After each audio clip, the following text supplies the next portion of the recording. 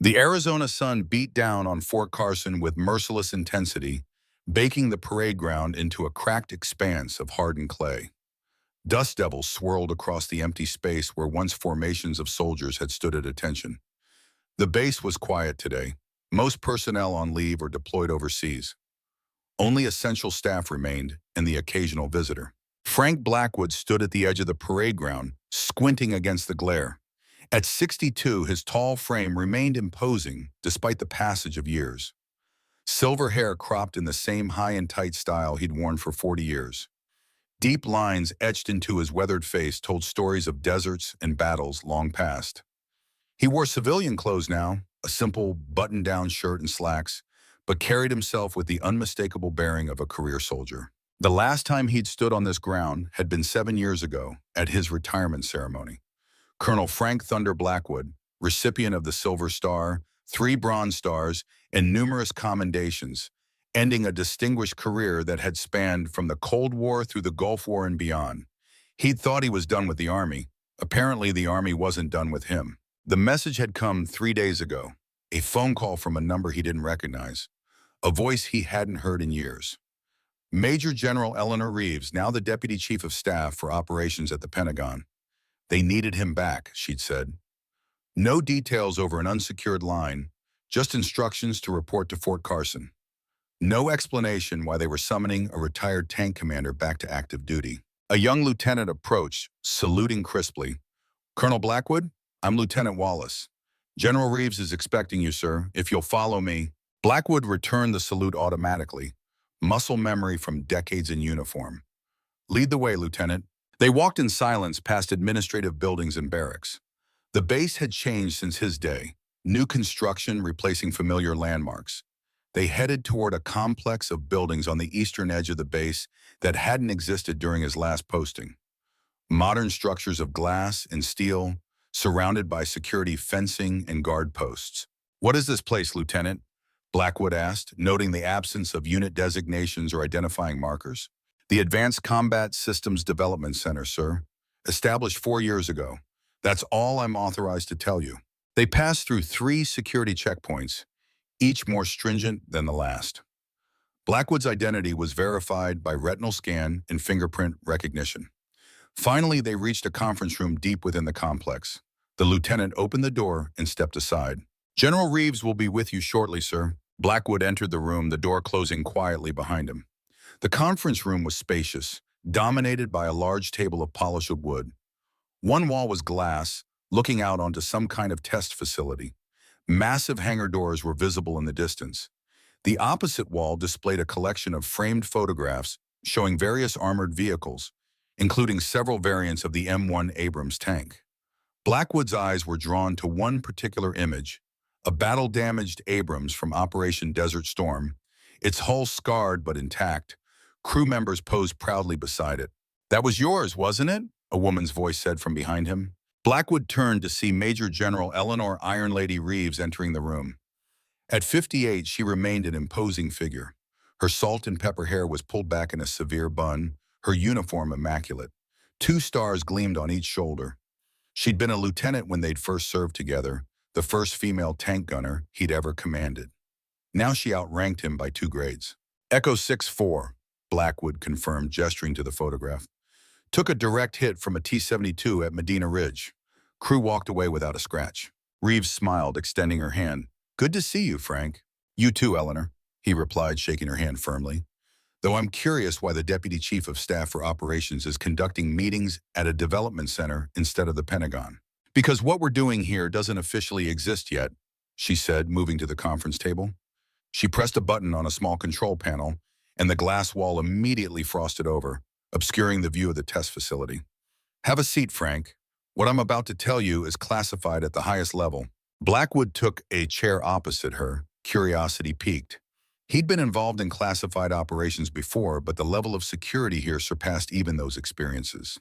"How much do you know about the current state of our armored forces?" Reeves asked. "I read the journals, follow the news," Blackwood replied. "We've been reducing our heavy armor footprint for years. Budget cuts, strategic shifts toward lighter, more deployable forces. The focus has been on drones, cyber capabilities, space. The days of massive tank formations are considered obsolete by many. Reeves nodded. That's the public position.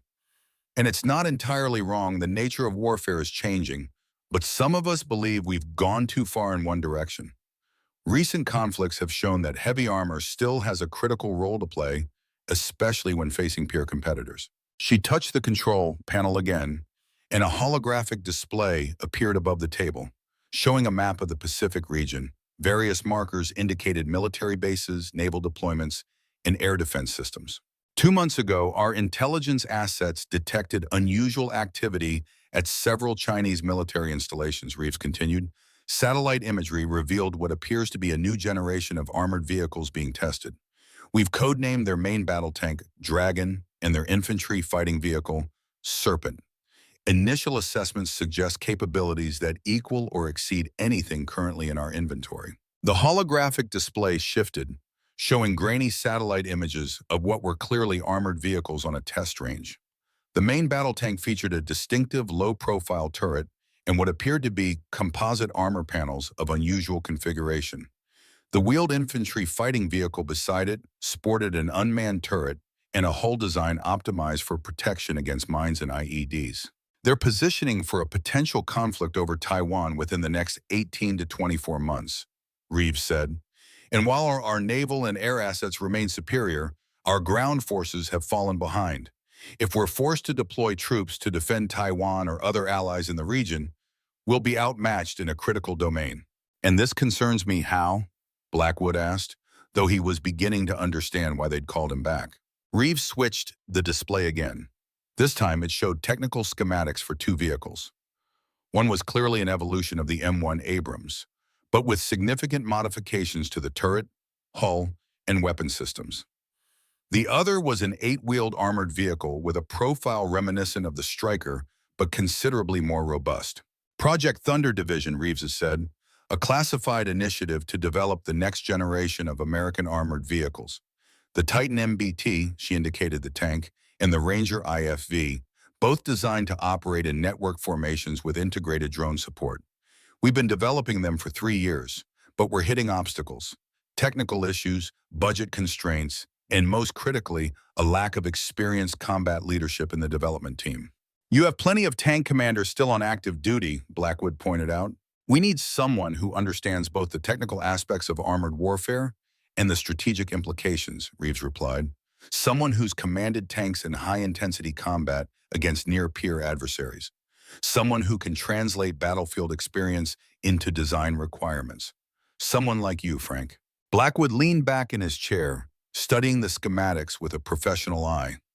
The Titan incorporated several features he and other tank commanders had advocated for years, including an autoloader for the main gun, advanced composite armor, and what appeared to be an active protection system capable of defeating incoming projectiles. The Ranger showed similar attention to practical combat requirements, with modular armor packages and a remote weapon station that would keep the crew protected inside the hull. I'm retired, Eleanor. I've been out for 7 years. The technology has moved on. The basics haven't changed, she countered. Firepower, protection, mobility. The fundamentals of armored warfare remain the same, even as the technology evolves. We have plenty of engineers who understand the technical aspects. What we need is someone who understands how these vehicles will actually be used in combat. Before Blackwood could respond, the door to the conference room opened. A man in his early 40s entered, wearing the uniform of a brigadier general. His name tape identified him as Larson. "Sorry I'm late," the newcomer said, not sounding particularly apologetic. He glanced at Blackwood with thinly veiled skepticism. "Is this him?" "Frank, this is Brigadier General David Larson, the Pentagon's liaison to the Thunder Division project," Reeves said. "David, this is Colonel Frank Blackwood, retired." Larson offered a perfunctory handshake. "With all due respect, General, I'm not sure bringing in retired personnel is the right approach. We need forward-thinking leadership for this project, not historical perspectives." Blackwood raised an eyebrow but said nothing. He'd encountered this attitude before, usually from officers who'd never seen an actual combat. "Colonel Blackwood commanded tank units in Desert Storm and Iraqi Freedom," Reeves said firmly. "His experience is precisely what this project needs." "Desert Storm was 35 years ago," Larson replied. Warfare has changed dramatically since then. Our focus should be on autonomous systems, AI integration, and networked operations, not refighting the last war.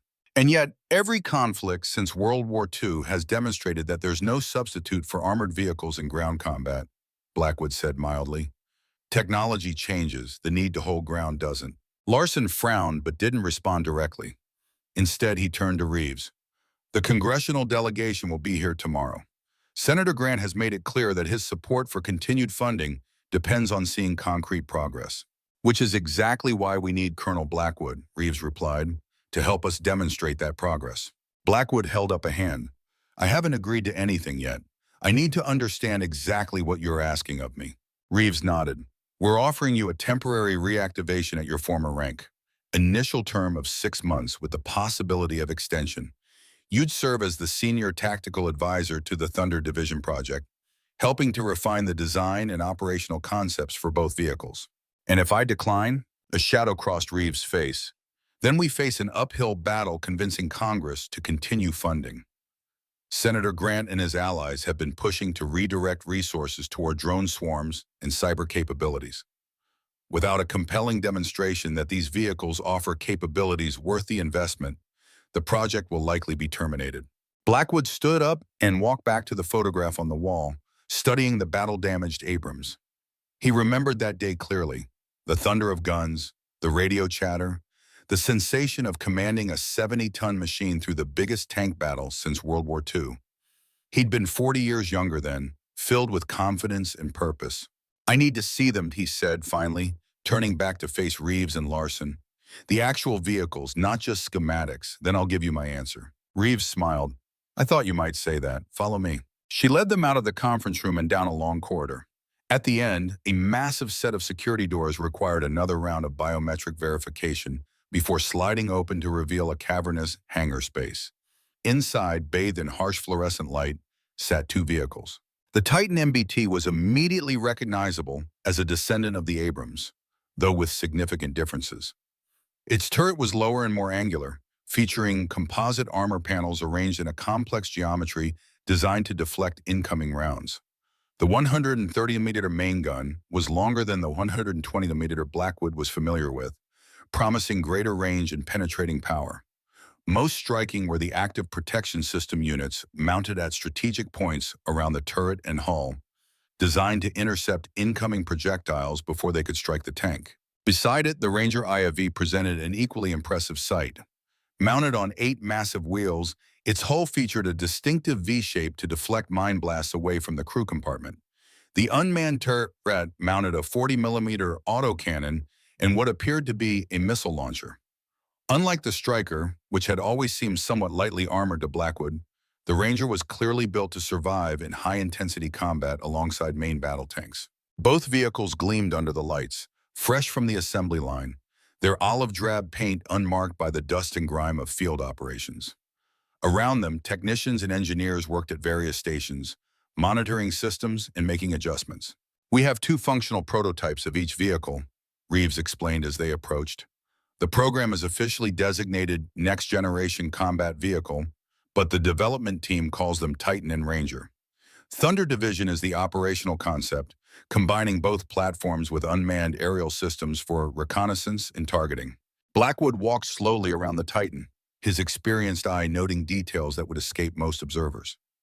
The spacing of the road wheels, the configuration of the exhaust system, the arrangement of vision blocks and sensors, all told a story about the vehicle's capabilities and limitations. Hybrid electric drive system, he noted, crouching to examine the rear deck. That's new for an American tank. Gives us extended silent watch capability and better fuel economy, Reeves confirmed. The power plant can generate enough electricity to support advanced sensor packages and the active protection system, even when the main engine is off. Blackwood moved to the front of the vehicle, studying the driver's position. Who's been testing these? We have crews from the Test and Evaluation Command, Larson said, all experienced tankers. But no combat veterans, Blackwood surmised, noting the pristine condition of the vehicles. No one who's faced enemy fire in a tank. That's where you would come in, Reeves has said. We need someone who can evaluate these vehicles from a combat perspective, not just technical specifications. Blackwood climbed onto the Titan, opening the commander's hatch and peering inside. The interior was a revelation, nothing like the cramped, utilitarian spaces he remembered. Flat panel displays had replaced most of the analog gauges and controls. The commander's station featured an advanced panoramic sight and what appeared to be a helmet-mounted display system. The autoloader saves space in the turret, Reeves explained as Blackwood examined the interior. 3-person crew instead of 4. Commander, gunner, driver. All the ammunition is stored in a separate compartment with blowout panels, like the later Abrams variants. Blackwood emerged from the commander's hatch, a thoughtful expression on his face. The tech is impressive, but machines don't win battles. Soldiers do. What's the human element in your program?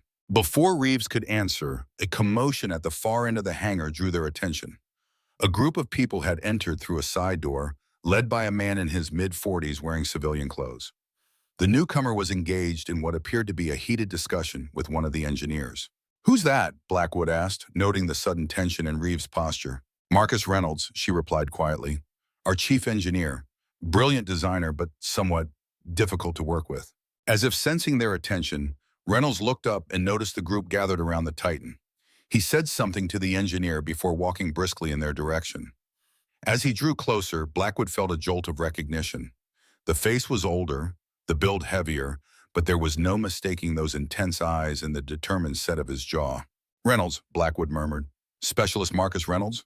"You know him?" Reeves asked, surprised. "He served under me in Iraq 2003, Blackwood confirmed, driver in one of my platoon's tanks. Reynolds reached them, his expression shifting from professional neutrality to shock as he recognized Blackwood. For a moment, he seemed at a loss for words. Then his features hardened. "Colonel Blackwood," he said, his voice carefully controlled. "This is unexpected." "For both of us," Blackwood replied. "Last time I saw you was in Baghdad." An uncomfortable silence followed, heavy with unspoken history. Reeves glanced between them, sensing the tension. "Mr. Reynolds is our lead systems engineer," she explained. "He's been with the program from the beginning." "Quite a career change from tank driver," Blackwood observed. "I'm impressed." Reynolds' jaw tightened. "I used my GI Bill benefits to get an engineering degree. Specialized in armored vehicle design. Worked for General Dynamics for 10 years before joining this project." "Mr. Reynolds has been instrumental in developing both platforms," Larson added. "His practical experience as a tanker combined with his engineering expertise has been invaluable." Reynolds looked at Reeves. "May I ask what Colonel Blackwood is doing here?" "We've asked him to join the program as our senior tactical advisor," she replied, "to help us refine the operational concepts and prepare for the congressional demonstration." Reynolds' expression darkened. "With all due respect, General, bringing in someone who's been retired for 7 years seems counterproductive. Armored warfare has evolved significantly since Colonel Blackwood's era." The dismissive tone wasn't lost on Blackwood. Clearly, whatever had happened between them in Iraq had left lasting resentment. "Perhaps," Blackwood acknowledged, "but some principles remain constant. I'd be interested to hear how you've applied your combat experience to these designs." A flash of something unreadable crossed Reynolds' face. "My experience taught me that traditional tank design philosophy is inadequate for modern threats. The Titan incorporates active protection systems, networked battle management, and autonomous target acquisition capabilities that weren't even conceived of during Operation Iraqi Freedom." "Impressive features," Blackwood agreed. "But technology is only as effective as the soldiers using it. How have you accounted for the human factor in your designs?" "By minimizing it," Reynolds replied bluntly. "The more we can automate, the less vulnerable we are to human error.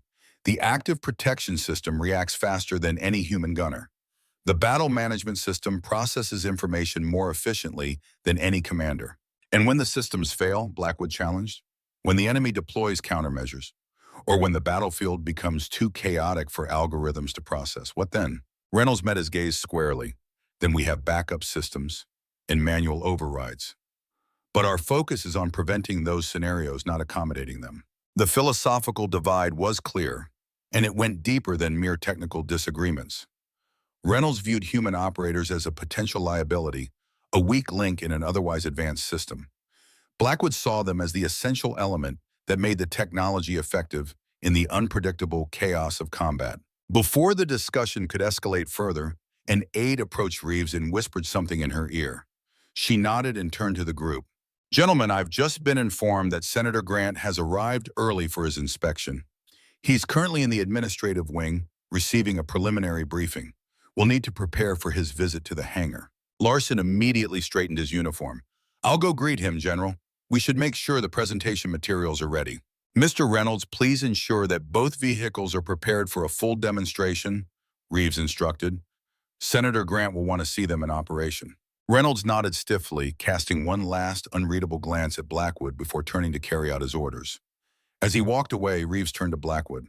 I apologize for the tension. I wasn't aware of your history with Reynolds. Ancient history, Blackwood replied, though his expression suggested otherwise. Who is this Senator Grant? You've mentioned him several times. Howard Grant, Reeves said, lowering her voice. Chairman of the Senate Armed Services Committee. Former Army colonel, served in armor units during the post-Vietnam era, though never in combat. He's skeptical about the future of heavy armor, believes we should be investing in unmanned systems and cyber capabilities instead. His support is critical for our funding. And you think I can help convince him otherwise? I'm hoping your combat experience and credibility will carry weight with him, Reeves admitted. Grant respects officers who've proven themselves in battle, even if he disagrees with their strategic assessments. Blackwood considered this. I'll need to know more about his specific objections if I'm going to address them effectively. You'll hear them firsthand, Reeves replied. Grant isn't known for holding back his opinions. As if on cue, the main doors to the hangar opened, and a group of men in suits entered. At their center walked a tall, imposing figure with silver hair and the bearing of a career military officer. Even in a civilian suit, Howard Grant carried himself like the colonel he had once been. Flanking him were several aides and what appeared to be staffers from the Armed Services Committee. Brigadier General Larson hurried to meet the delegation, shaking hands with Grant and guiding the group toward where Reeves and Blackwood stood beside the Titan. As they approached, Blackwood assessed the senator with a professional eye. Grant moved with the confidence of a man accustomed to command, his gaze sharp as he surveyed the hangar and its contents. This was not someone who could be easily impressed or intimidated. General Reeves, Grant greeted her, extending his hand. Always good to see you, though I must say I'm disappointed we're still having this conversation. The committee has expressed its concerns about this program multiple times, which is why we're working to address those concerns, Senator. Reeves replied diplomatically. Allow me to introduce Colonel Frank Blackwood, retired. He's joining the team as our senior tactical advisor. Grant turned his attention to Blackwood, recognition dawning on his face. Blackwood, Desert Storm, 2nd Armored Division, if I recall correctly. 1st Battalion, 67th Armor Regiment, Blackwood confirmed, shaking the senator's hand. Good memory, Senator. I make it a point to know the officers who've distinguished themselves in combat, Grant replied. Your actions at Medina Ridge were textbook armored warfare, but that was a different era, Colonel. Different enemies, different technologies. The fundamentals remain the same, Blackwood countered. Mass, firepower, maneuver. Whether we're talking about Sherman tanks in World War II or these advanced platforms, the principles that govern effective armored warfare don't change. Grant smiled thinly.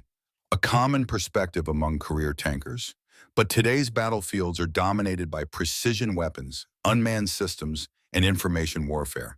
The age of the tank charging across open terrain is over. With respect, Senator, no drone has ever held ground, Blackwood replied. No cyber attack has ever secured a strategic position. When you need to physically control territory, there's no substitute for armored vehicles with trained crews. An expensive proposition compared to the alternatives, Grant observed, turning his attention to the Titan. Each of these prototypes costs what, General? $30 million, and that's before full-rate production. $27 million for the Titan, $18 for the Ranger, Reeves confirmed. But compared to the cost of losing a conflict due to inadequate ground forces, I'd consider it a bargain. Grant ran a hand along the Titan's angular turret. Impressive engineering, I'll grant you that. But I've reviewed the test reports. Performance issues with the active protection system. Integration problems with the battle management network. Reliability concerns with the hybrid drive. All this after 3 years of development and $4 billion spent. Every major weapons system faces challenges during development, Reeves replied. The early Abrams had transmission problems. The Bradley had armor issues. We resolved these problems through testing and refinement. The difference being, General, that those programs had a clear operational requirement driving them. Grant countered. The Soviet armored divisions poised to roll through the Fulda Gap. What's the equivalent threat today that justifies this level of investment? China's modernizing their armored forces at an unprecedented rate, Blackwood interjected.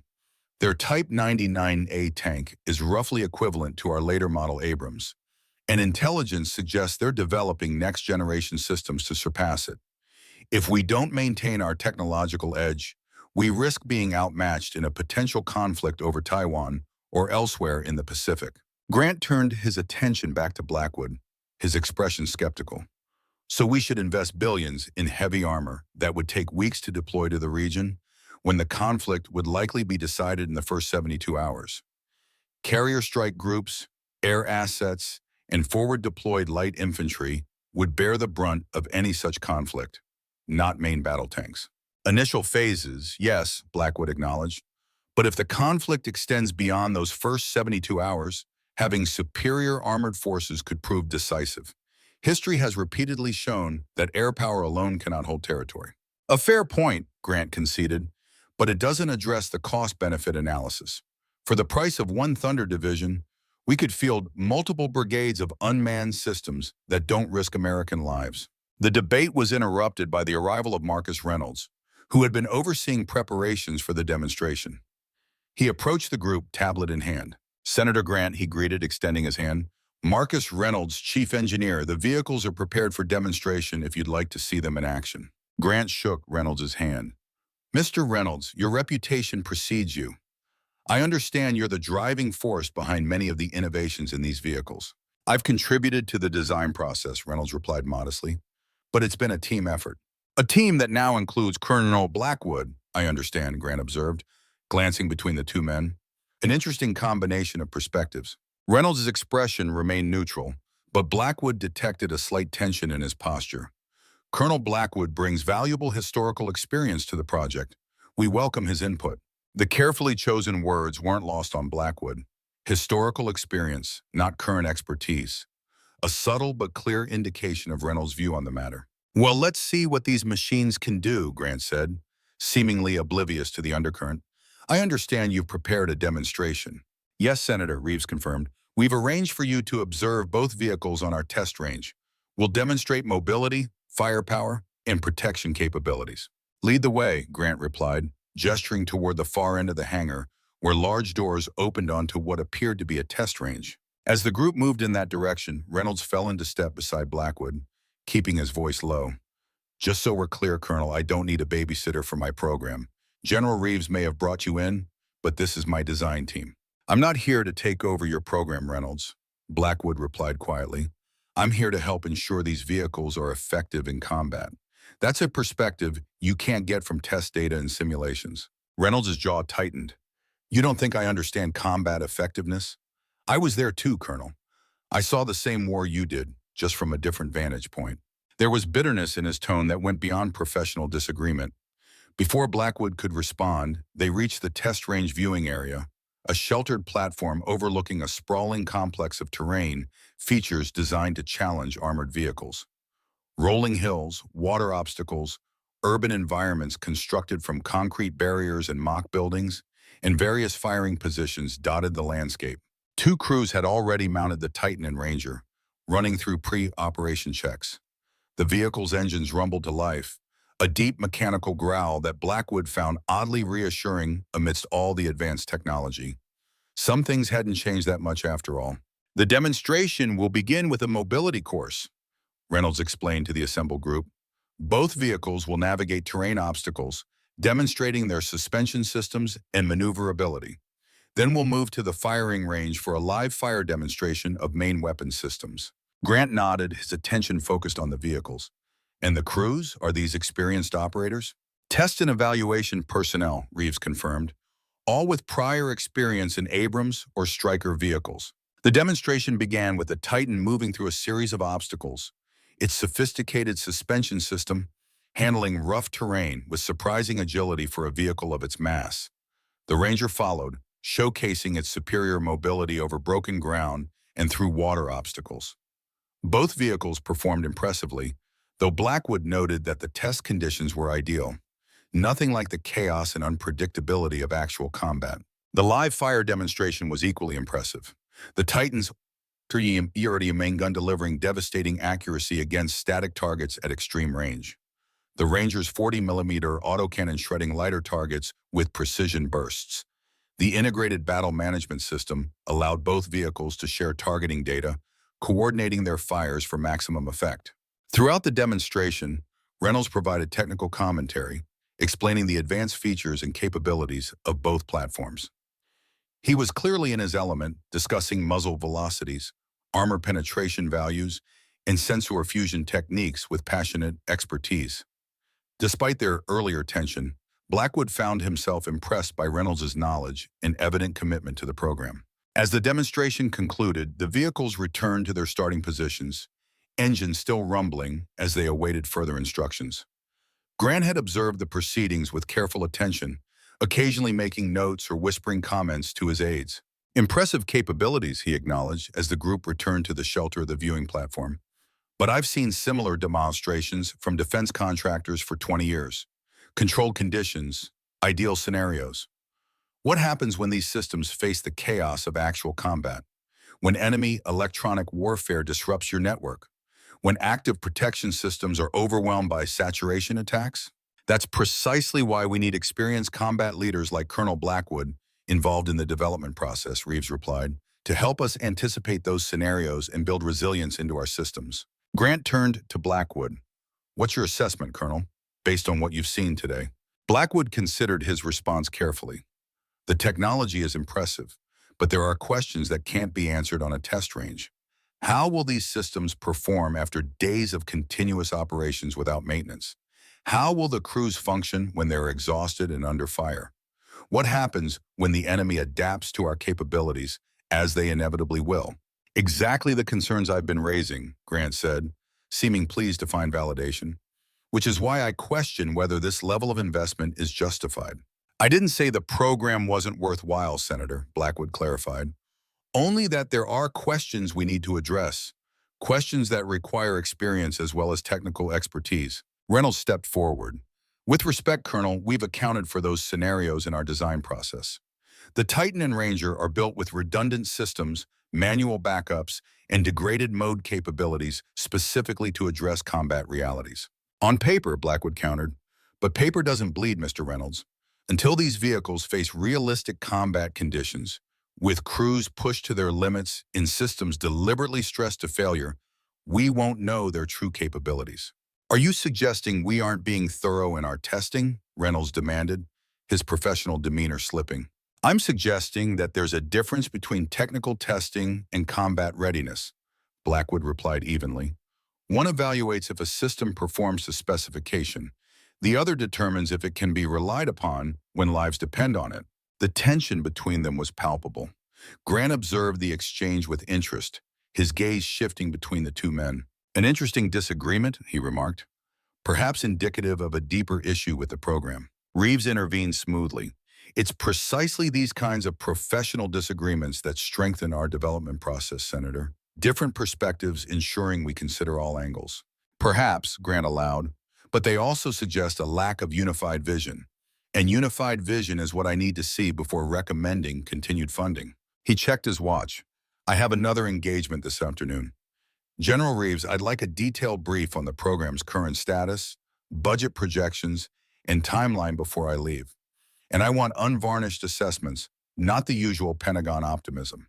Of course, Senator, Reeves replied. We can use the conference room in the main building. As the group prepared to depart the test range, Grant paused beside Blackwood.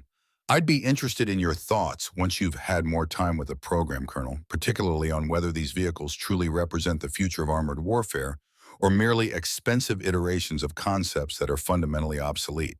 I'll give you my honest assessment, Senator, Blackwood promised. Based on combat experience, not theory. Grant nodded, seemingly satisfied with this response. That's what I'm counting on. The committee needs ground truth, not sales pitches.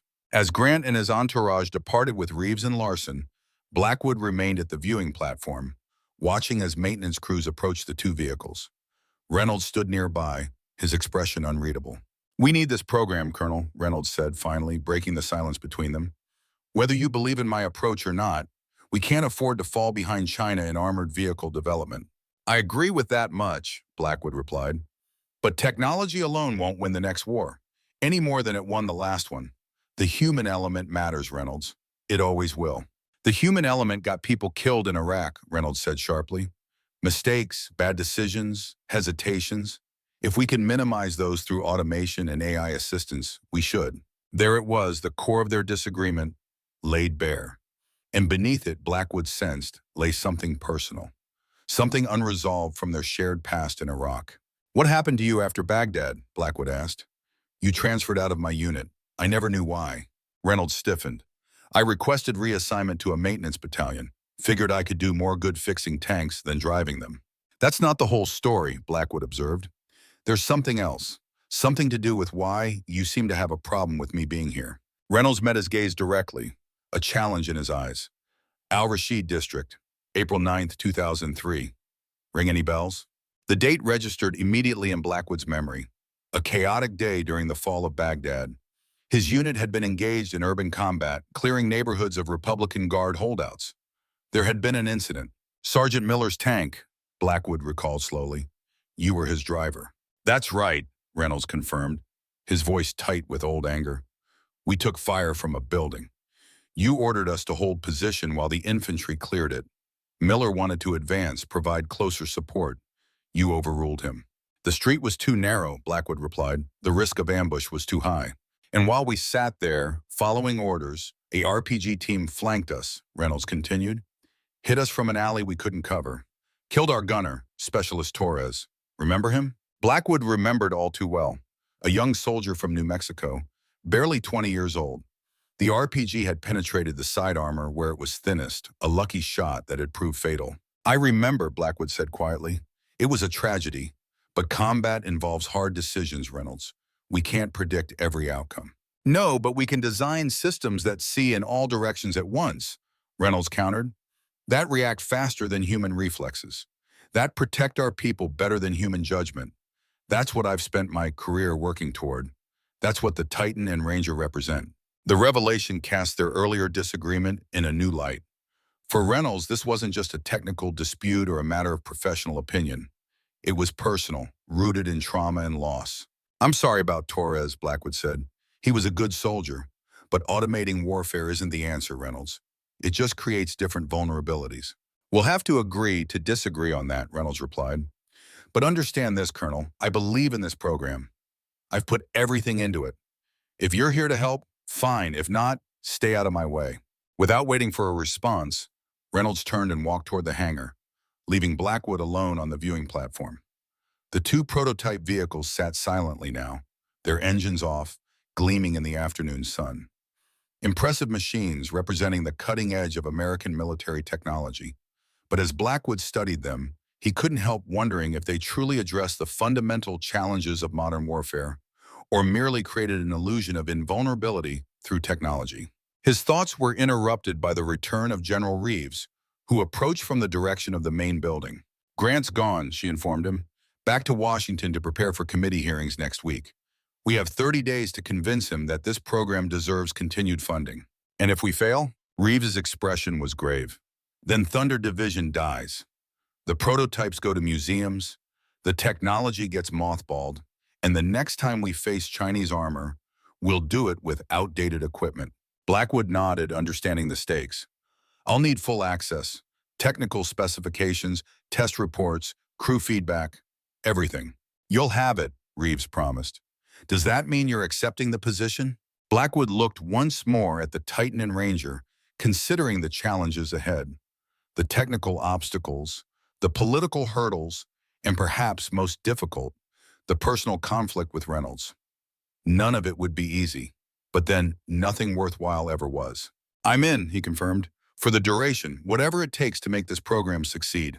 Reeves smiled, relief evident in her expression. Welcome back to active duty, Colonel Blackwood. As they walked back toward the hangar, Blackwood reflected on the path that had led him here. 7 years of retirement, believing his days of military service were behind him. Now he was back in the arena, facing challenges perhaps even greater than those he'd encountered on the battlefields of Iraq and Kuwait. The technology had changed, the politics had grown more complicated, But the fundamental mission remained the same: ensure that American soldiers had the equipment they needed to fight and win. Thunder Division. The name was apt. Storm clouds were gathering on the horizon, literal and metaphorical. The question was whether they could harness the thunder before it broke upon them. Dawn broke over the test range, painting the desert landscape in hues of amber and gold. Frank Blackwood stood on the observation platform, a steaming cup of coffee warming his hands against the morning chill. He'd been at Fort Carson for a week now, immersing himself in the Thunder Division program, reviewing technical specifications and test reports until his eyes burned. The scope of the project was impressive, the technology cutting edge. But questions remained, questions that couldn't be answered by data alone. Below him, the Titan main battle tank sat motionless on the firing range, its angular turret gleaming in the early light. Even stationary, it projected an aura of lethal purpose, 70 tons of advanced armor and firepower. Beside it, the Ranger infantry fighting vehicle presented a different kind of threat, lower to the ground but no less deadly with its unmanned weapon station and reinforced hull.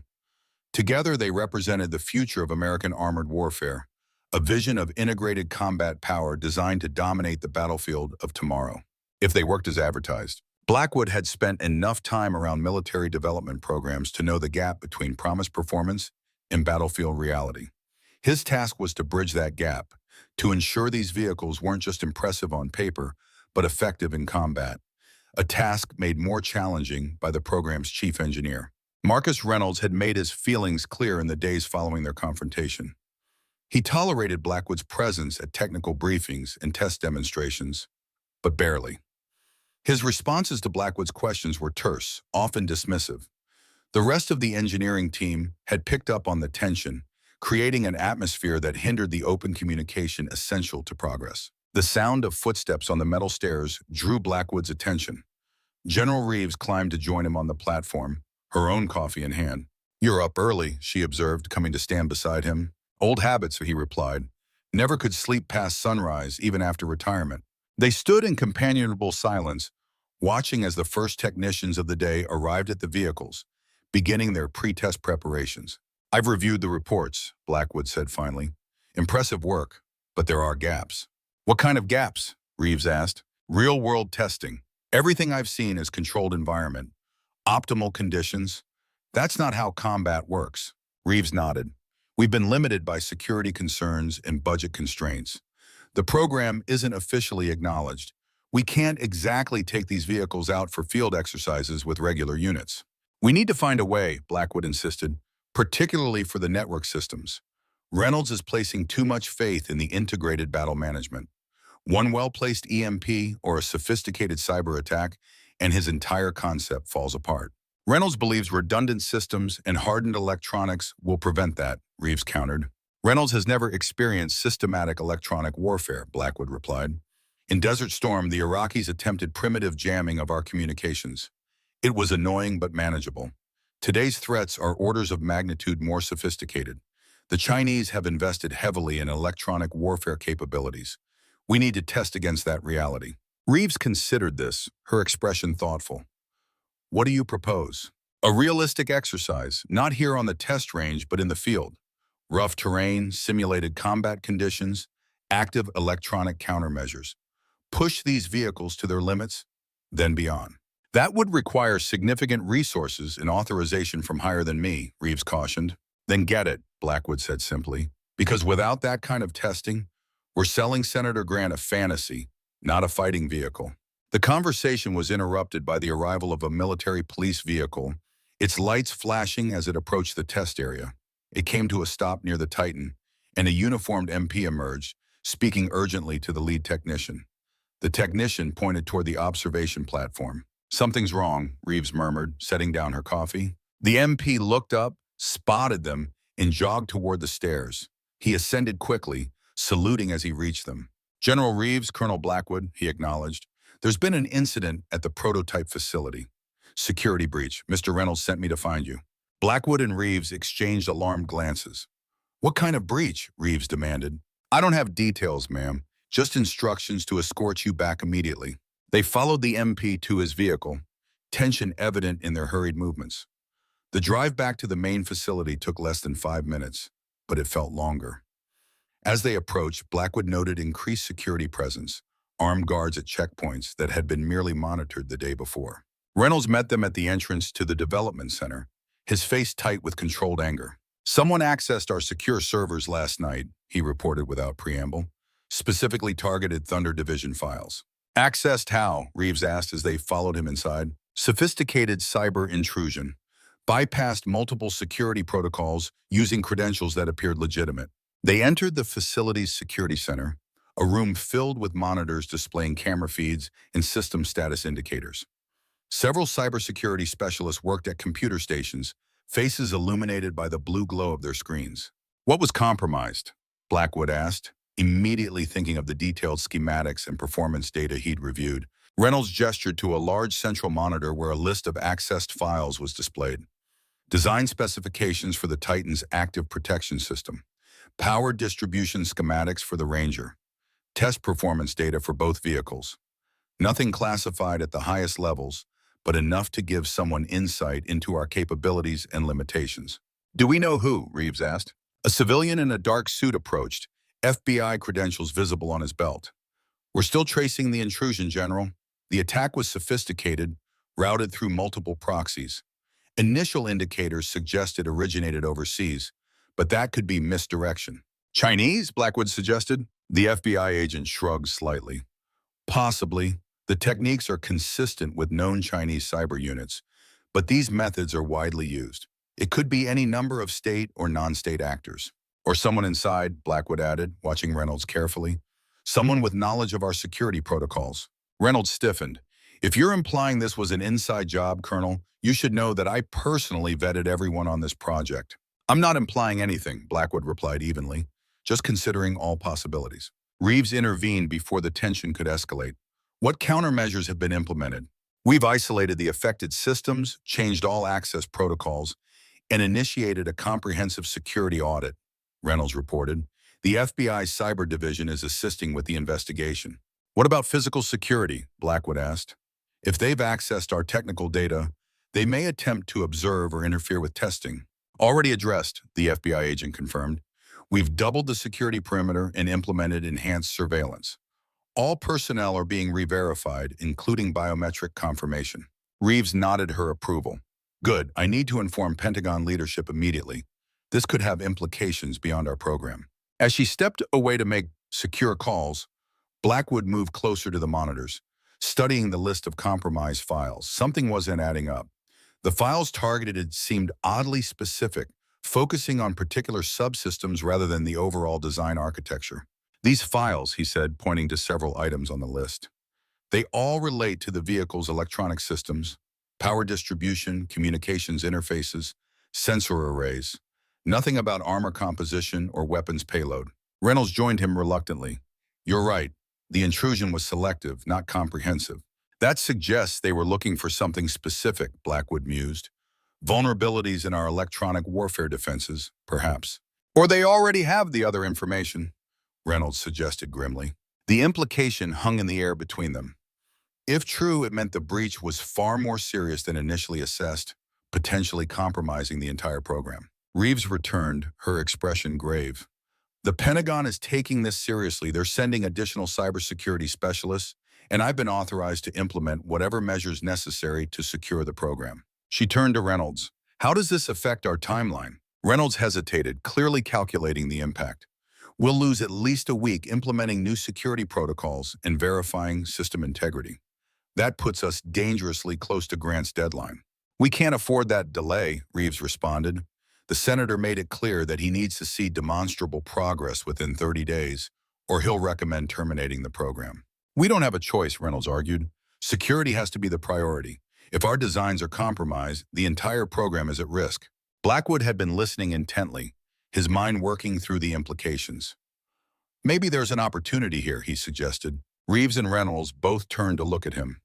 "What kind of opportunity?" Reeves asked. "This breach proves what I've been saying about real-world testing. Our electronic systems are vulnerable. Now we have evidence. We can use this to justify the field exercise I proposed, combining it with the demonstration for Grant." "A field demonstration wasn't in the plan," Reynolds objected. "The vehicles aren't ready for that level of exposure." If they're not ready now, they won't be ready in a combat situation either, Blackwood countered. Better to discover weaknesses in a controlled exercise than an actual conflict. Reeves considered this, weighing the risks and benefits. What exactly are you proposing, Frank? A comprehensive field exercise at the National Training Center. Realistic conditions, opposing force with electronic warfare capabilities, extended operations to test endurance and reliability. Show Grant what these vehicles can really do, not just in demonstrations, but in simulated combat. The NTC is booked months in advance, Reynolds protested. They'll make room for a high-priority program, Reeves responded, especially with Pentagon backing. She paced the length of the security center, deep in thought. Finally, she turned back to them. It's a gamble. If the vehicles perform well, it could secure our funding. If they fail here, they'll fail in combat, Blackwood finished for her. Better to know now while we can still make changes. Reynolds looked as though he wanted to object further, but something in Reeves' expression stopped him. I'll need time to prepare the vehicles, he said instead. Run additional diagnostics. Ensure all systems are at optimal performance. You have 1 week, Reeves decided. I'll arrange the NTC exercise and coordinate with Grant's office to ensure he'll be present. In the meantime, continue the security investigation. I want to know who accessed our systems and why. As they dispersed to their respective tasks, Blackwood remained in the security center, studying the monitor displays. The breach troubled him on multiple levels, not just the security implications, but the timing. It seemed too convenient, coming just as he was pushing for more realistic testing of the vehicles. His gaze fell on a personnel list displayed on one of the side monitors, showing all individuals with access to the compromised systems. Dozens of names from engineers to administrators to security personnel. Among them, one caught his attention. Brigadier General David Larson, Pentagon liaison. The same Larson who had seemed skeptical of Blackwood's involvement from the beginning. Coincidence, perhaps. But in Blackwood's experience, coincidences in matters of national security were rare and usually suspect. He made a mental note to look into Larson's background more thoroughly. If there was a connection between the general and the security breach, he needed to find it before the program suffered further damage. For now, though, his priority was preparing for the NTC exercise, an opportunity to test the Thunder Division vehicles in conditions approaching actual combat, to identify weaknesses before they cost American lives on a battlefield. It was why Reeves had brought him back, to ensure these machines were ready for the harsh realities of warfare. And if they weren't, to make them so, or recommend termination of the program. The lives of future tank crews depended on his judgment. It was a responsibility he had carried throughout his career, one he had hoped to leave behind in retirement. But now it was his again, perhaps more critical than ever before. The morning sun illuminated the sprawling expanse of the National Training Center at Fort Irwin, California, revealing a landscape purpose-built for war. Rolling desert terrain stretched to distant mountains, dotted with mock villages and urban environments designed to replicate combat zones from around the world. For decades, this had been the proving ground for American armored forces, the closest approximation to actual combat conditions the military could provide in peacetime. Now it would test the future of U.S. ground forces, the prototype vehicles that might one day form the backbone of a new generation of armored warfare. The Titan main battle tank and Ranger infantry fighting vehicle had arrived 3 days earlier, transported under heavy security and strict media blackout. Their presence at the NTC was officially designated as Advanced Systems Evaluation, nothing more specific revealed even to most of the base personnel. Blackwood stood atop a rocky outcropping overlooking the central training area, observing final preparations through binoculars. The Titan and Ranger were positioned at the edge of a mock village, their crews conducting pre-operation checks. Around them, a security perimeter had been established, manned by soldiers from a Special Forces detachment. No one without direct involvement in the program was permitted near the prototype vehicles. Impressive security? A voice observed from behind him. Blackwood lowered his binoculars and turned to see Senator Howard Grant approaching, accompanied by 2 aides. The senator wore civilian desert attire, practical clothing for the harsh environment of Fort Irwin. Senator, Blackwood acknowledged with a nod, thank you for making the trip. When General Reeves tells me there's something important to see, I make time, Grant replied. Though I must admit I'm skeptical about this sudden change in demonstration format. Field exercises weren't part of the original plan. Plans change, Blackwood said simply, especially when security is compromised. Grant's expression sharpened with interest. The cyber intrusion. Reeves briefed me, but details were sparse. Details remain classified, Blackwood replied. What matters is that it highlighted vulnerabilities we need to address. That's why we're here. He gestured toward the training area. This isn't a choreographed demonstration, Senator. It's a realistic combat exercise against an opposing force using actual tactics and electronic countermeasures. The Thunder Division vehicles will be tested as they would fight in a real conflict. And if they fail, Grant asked directly, then the program needs significant revision or termination. Blackwood responded with equal directness. I won't recommend fielding systems that don't protect our soldiers effectively. Grant studied him thoughtfully. Refreshing honesty, Colonel. Most program advisors would be promising success regardless of evidence. I've commanded tanks in combat, Senator. I've lost men. I don't take this responsibility lightly. Grant nodded, seemingly satisfied with this response. Very well, I'm here to observe. No interference, no prejudgment. Show me what these vehicles can do. They descended from the outcropping to a nearby command post, a hardened structure equipped with monitoring systems to track the exercise. Inside, General Reeves and Marcus Reynolds were already present, along with the senior officers from the opposing force, a battalion from the 11th Armored Cavalry Regiment, the permanent OPFOR at the NTC. Senator, Reeves greeted Grant, welcome to the evaluation exercise. We're about to begin the operational briefing. She activated a large tactical display showing the training area. The scenario simulates a near-peer confrontation in contested urban and desert terrain. Thunder Division assets, comprising 1 Titan MBT and 2 Ranger IFVs, will attempt to secure and hold key terrain against a numerically superior opposing force equipped with current-generation vehicles and electronic warfare capabilities. Reynolds stepped forward. The Thunder Division vehicles will operate as a networked unit, sharing sensor data and coordinating fires through the Integrated Battle Management System. This represents a significant advancement over current capabilities, where individual vehicles operate with limited digital integration. Who's commanding the Thunder Division element? Grant inquired. Reeves glanced at Blackwood. Colonel Blackwood has agreed to command the Titan personally. The Ranger vehicles will be commanded by experienced officers from our test program. Grant raised an eyebrow. You're putting yourself in the hot seat, Colonel? I believe in hands-on evaluation, Blackwood replied, and I have extensive experience with the OPFOR tactics at NTC. The truth was more complex. Blackwood had insisted on commanding the Titan himself, partly to evaluate its combat capabilities firsthand, but also because he didn't entirely trust the test program's evaluation methods. Too many controlled demonstrations, not enough unpredictable combat scenarios. If these vehicles were going to protect American soldiers in battle, he needed to know their true capabilities and limitations. Reynolds had objected strenuously, arguing that Blackwood lacked familiarity with the Titan's advanced systems. They had compromised with an intensive 3-day training program, during which Blackwood had familiarized himself with the tank's operations. It wasn't ideal, but Blackwood's decades of experience with armored vehicles had helped bridge the knowledge gap. The exercise will begin in 30 minutes, Reeves announced. Senator, you're welcome to observe from here or from the aerial platform, which will provide a better overview of the engagement. I'll stay here initially, Grant decided. I'm interested in seeing how the command and control systems function. As the briefing concluded and personnel moved to their positions, Reynolds approached Blackwood privately. Remember, the active protection system has limited ammunition, he reminded him. Don't waste it on small arms fire. Save it for anti-tank weapons. I know how to command a tank, Reynolds, Blackwood replied. The Titan isn't just any tank, Reynolds insisted. Its systems are integrated differently than the Abrams you're used to. The automation requires different tactics. Blackwood met his gaze directly. I'll evaluate those tactics under fire, which is exactly what we need to know before fielding these vehicles.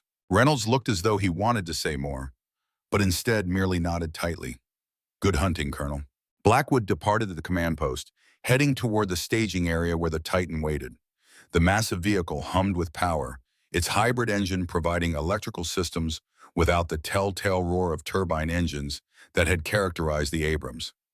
A technological advancement, but one that eliminated a familiar sensory connection that tank commanders had relied upon for decades. The crew awaited him at the tank, 3 soldiers selected for their experience with advanced systems. Captain James Wilson, the gunner, had served in Abrams tanks for 8 years and possessed an almost supernatural ability to acquire and engage targets. Lieutenant Sarah Chen, the driver, had specialized in autonomous vehicle systems before transitioning to armored operations. Sergeant Michael Ramirez handled communications and systems management, coordinating with the Ranger vehicles that would operate alongside them. "Ready for this, sir?" Wilson asked as Blackwood approached. "As ready as 3 days of training can make me," Blackwood replied honestly. "We'll learn together." He climbed onto the Titan's hull and descended through the commander's hatch into the surprisingly spacious turret. Without the human loader required in traditional tanks, the interior offered more room despite the additional electronic systems. The commander's station featured an advanced display suite providing 360-degree awareness through externally mounted cameras and sensors. As Blackwood settled into his station and connected his communications gear, he took a moment to absorb the technological leap this vehicle represented. The traditional vision blocks and periscopes remained as backup, but the primary interface was now digital, a comprehensive tactical display providing information that would have required multiple crew members to collect and process in earlier tanks. "Comms check," he instructed, testing the internal and external communication systems. "Gunner up," Wilson reported from his station. "Driver up," Chen confirmed. "Systems up," Ramirez added. "Network connected, battle management system online. Ranger units are green across the board." Blackwood studied the tactical display, which showed the positions of the two Ranger vehicles in their formation. The integrated system provided constant updates on their status, ammunition, and sensor data, creating a unified picture of the battlefield that exceeded anything available in previous generation vehicles. "Thunder Division. This is Thunder 1, Blackwood transmitted to the formation. "Commence pre-movement checks and report readiness." The two Ranger commanders acknowledged, their vehicles already positioned on the flanks of the Titan. Unlike traditional infantry fighting vehicles, which typically operated behind or alongside tanks, the Thunder Division concept placed the Rangers in forward screening positions, using their superior sensor suites and mobility to detect threats before they could engage the Titan. "Thunder Division, all elements report ready," Ramirez confirmed after receiving the final checks. "Control, Thunder 1, Blackwood transmitted to the command post. "Thunder Division is operational and prepared to execute mission." "Thunder 1 Control," Reeves' voice responded. "Exercise commences in 5 minutes. Good hunting." Blackwood used those final minutes to review the mission parameters once more.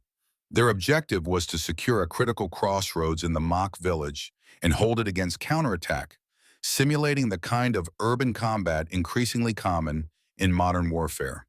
The opposing force, comprising elements of the 11th ACR with Abrams tanks and Bradley fighting vehicles, would attempt to prevent them from reaching the objective and then dislodge them if they succeeded. What made this exercise unique was the electronic warfare component. The OPFOR had been equipped with sophisticated jamming systems designed to disrupt the integrated networks that the Thunder Division concept relied upon. This would test not just the vehicle's combat capabilities, but their resilience against the kind of electronic attack they would face from near-peer adversaries. 1 minute to commencement, Ramirez reported. Blackwood took a deep breath, centering himself. Despite the years since his last combat command, the familiar pre-battle focus descended upon him, a clarity of purpose that transcended the technological leap from the tanks he had known to this advanced machine. "Driver, advance to phase line Alpha," he ordered as the exercise commenced. "Standard combat speed. Rangers in screening formation, 200 meters forward." The Titan moved with surprising grace for its size, the advanced suspension smoothing the rough desert terrain. Through his displays, Blackwood monitored the Rangers as they maneuvered ahead, their unmanned turrets scanning for threats while their hulls remained hull down behind terrain features whenever possible. They advanced for 10 minutes without contact, the mock village growing larger ahead. Blackwood studied the urban layout, identifying potential ambush points and fields of fire. Urban combat was notoriously dangerous for armored vehicles, with restricted movement and abundant cover for anti-tank teams. "Rangers report movement, grid coordinates Hotel 59er, Ramirez announced, highlighting the location on Blackwood's display. "Identify," Blackwood ordered. The lead ranger adjusted its sensors, zooming in on the reported movement. The shared display showed armed figures moving between buildings at the village edge. "Infantry, approximately squad size," Ramirez confirmed. "No visible anti-tank weapons, but limited visual confirmation." "Maintain advance," Blackwood decided, Rangers will clear the approach with suppressive fire only on confirmed hostile elements. As they closed on the village, the first shots rang out. Small arms fire, ineffective against armored vehicles, but indicative of the OPFOR presence. The Rangers responded with their remote weapon stations, 40mm grenades and machine gun fire suppressing the hostile positions. The real challenge came moments later when Blackwood's tactical display flickered, then stabilized with noticeably degraded resolution. Electronic attack detected, Ramirez reported. Jamming our data links, switching to hardened frequencies. The system recovered partially, but the seamless integration between vehicles was compromised. Position updates became intermittent, sensor sharing less reliable. The OPFOR was testing their primary vulnerability, as Blackwood had anticipated. Switch to autonomous operation protocols, he ordered. Maintain visual contact and use backup communication systems. This was the first critical test of Reynolds' design philosophy. The integrated network was under attack, forcing them to rely on redundant systems and more traditional coordination methods. How the vehicles performed under these conditions would reveal much about their combat effectiveness. The Titan continued its advance, now entering the outskirts of the village. The narrow streets restricted movement, forcing Blackwood to carefully consider each turn and intersection. The gunner, Wilson, maintained a constant scan for threats, the turret rotating to cover likely ambush positions. "Contact front," Wilson called out. "Vehicle bearing 035, range 800 meters. Blackwood checked his display, identifying an Abrams tank positioned at a crossroads ahead. Its turret traversed toward them. "Target identified as hostile," he confirmed. "Gunner heat round, center mass." "Heat up on target," Wilson reported, the gun stabilization systems maintaining aim despite the Titan's movement. "Fire." The 130mm main gun roared, the advanced fire control systems compensating for movement and environmental factors automatically.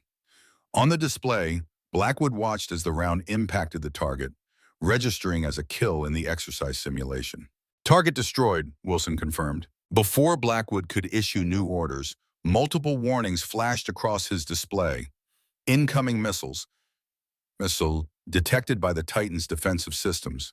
"Active protection engaged," Ramirez reported, as the APS intercepted the incoming threats with automated countermeasures. Small explosive charges launched to destroy the missiles before they could strike the tank's armor. "Source?" Blackwood demanded. "Building to the right, second floor," Wilson replied, already traversing the turret. "Anti-tank team." "Fire coaxial," Blackwood ordered, authorizing use of the secondary machine gun to suppress the position. The building erupted in dust as the heavy machine gun rounds impacted, forcing the OPFOR team to abandon their position. Simultaneously, one of the Ranger vehicles maneuvered to flank the building, its own weapons engaging to prevent the team's escape. The coordination was impressive given the electronic interference, but Blackwood noted the increased response time without full network functionality, a delay of seconds that could prove fatal in actual combat. For the next hour, they fought through the village in a series of intense engagements. The OPFOR commander employed sophisticated tactics, using buildings for cover, attempting to separate the Thunder Division elements, and maintaining constant electronic pressure on their systems.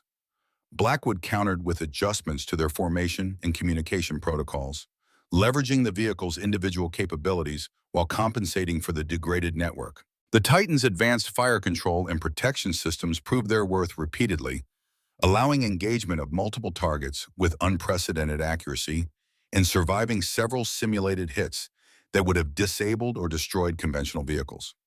The Rangers demonstrated exceptional mobility in the confined urban environment, their unmanned turrets enabling fire from positions that would be too exposed for manned vehicles. But the electronic warfare impact was significant. As the exercise progressed, the OPFOR jamming grew more sophisticated, targeting specific frequencies and systems.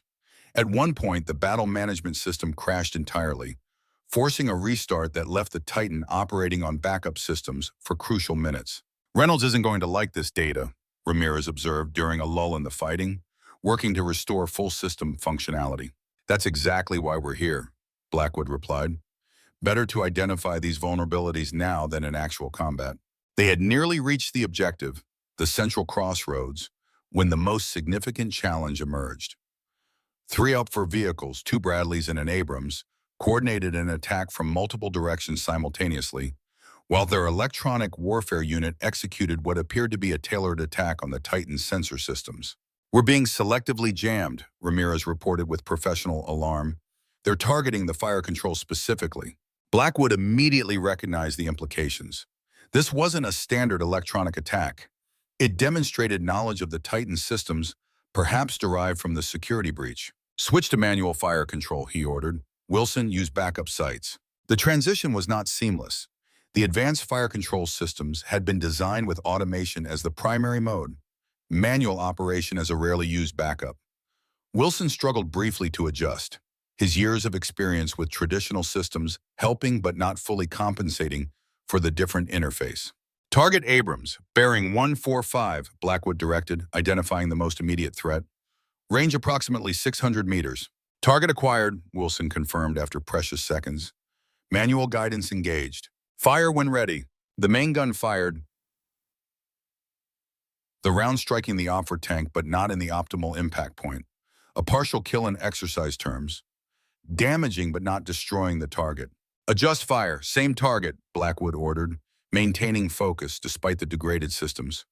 "2 rounds, rapid fire." The autoloader performed as designed, cycling rounds faster than any human loader could manage. Wilson's second and third shots found their mark, registering a confirmed kill on the OPFOR tank. The Ranger vehicles, operating with similar limitations, engaged the Bradley fighting vehicles from flanking positions. Their 40mm cannons delivered precisely aimed fire despite the electronic interference, demonstrating the value of distributed firepower in the Thunder Division concept. With the immediate threats neutralized, they pushed forward to secure the objective. The crossroads was theirs, the primary mission objective achieved despite the significant challenges. But Blackwood was already analyzing the performance issues, identifying critical weaknesses that would need to be addressed. "Control Thunder 1, he transmitted once they had established defensive positions. "Objective secured. Request Phase 2 commencement." Phase 2 would test their ability to hold the position against determined counterattack, the defensive capabilities of the Thunder Division concept. It promised to be even more challenging than the advance, with the OPFOR now aware of their vulnerabilities and positioned to exploit them. "Thunder 1 control," Reeves responded. "Phase 2 authorized. Be advised, OPFOR has been reinforced with additional electronic warfare assets. Expect increased pressure on your systems." Exactly as Blackwood had requested. Push these vehicles to their limits, then beyond. Only then would they know if they were truly ready for the battlefield of tomorrow. "Understood, Control," he acknowledged. "Thunder Division is prepared." As he issued orders to establish a defensive perimeter, Blackwood considered what they had learned already. The vehicle's basic combat capabilities were impressive, their firepower, protection, and mobility exceeding current generation systems in many respects. But the integrated network that Reynolds had emphasized as their primary advantage had proven vulnerable to determined electronic attack. More concerning was the apparent targeting of specific systems, suggesting the OPFOR had detailed knowledge of their architecture. If this reflected the security breach, it indicated a serious compromise beyond what had been initially assessed. Someone had provided the opposing force with information that allowed them to exploit the Thunder Division's vulnerabilities with precision.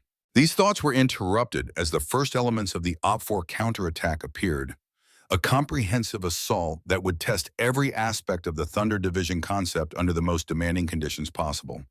The next hours would determine whether these vehicles represented the future of American armored warfare or an expensive dead end, and whether soldiers would live or die in the wars to come. The command post hummed with tension as staff officers monitored the exercise on multiple displays. Senator Grant stood with General Reeves and Marcus Reynolds, observing the Thunder Division's performance with critical attention. The main tactical display showed the positions of all vehicles, friendly and opposing, updated in real time from exercise controllers positioned throughout the training area. "They've secured the objective," Reeves noted, as the Titan and Rangers established defensive positions at the crossroads. "Now comes the real test." Reynolds monitored a separate display showing the technical performance of the prototype vehicles, his expression growing increasingly concerned as he reviewed the data. "The electronic attack is more effective than anticipated," he observed. "They're exploiting vulnerabilities we haven't seen in previous testing." "That's the point of realistic exercises," Grant commented. "Enemies don't attack according to test parameters. Reynolds didn't respond directly. His attention focused on the incoming data. The Titan systems were operating at reduced efficiency, multiple subsystems compromised by the sophisticated jamming. The Rangers showed similar degradation, though less severe due to their simpler architecture. Blackwood has shifted to manual operation for critical systems, Reynolds noted with reluctant approval. Good call, given the circumstances. On the main display, the OP-4 counterattack was developing rapidly. Multiple units converged on the Thunder Division position from different directions, a coordinated assault designed to overwhelm their defensive capabilities. Electronic warfare units maintained constant pressure on their communications and sensor systems. They're outnumbered 3-1, Grant observed. Realistic odds against a near-peer adversary? In many scenarios, yes, Reeves confirmed. Our concept of operations assumes technological superiority compensating for potential numerical disadvantages. The battle intensified as OP-4 elements closed on the crossroads. The Thunder Division vehicles engaged with disciplined fire, prioritizing threats and coordinating their efforts despite the communication challenges. Blackwood's experience was evident in his tactical decisions, positioning the vehicles to maximize their fields of fire while minimizing exposure. He's reverted to basic armor tactics, Reynolds noted, watching the deployment. Mutual support, interlocking fields of fire. Old school but effective. Sometimes old school is exactly what's needed, Grant replied, especially when advanced systems are compromised. The turning point came 30 minutes into the counterattack. A coordinated electronic assault targeted the Ranger vehicles specifically, temporarily blinding their sensors and disrupting their weapon control systems. Simultaneously, OP-4 infantry teams maneuvered to attack their vulnerable points with simulated anti-tank weapons. Blackwood recognized the threat immediately. The Titan shifted position, interposing itself between the attackers and the compromised Rangers. Its main gun engaged the most dangerous targets, while its coaxial machine gun suppressed the infantry.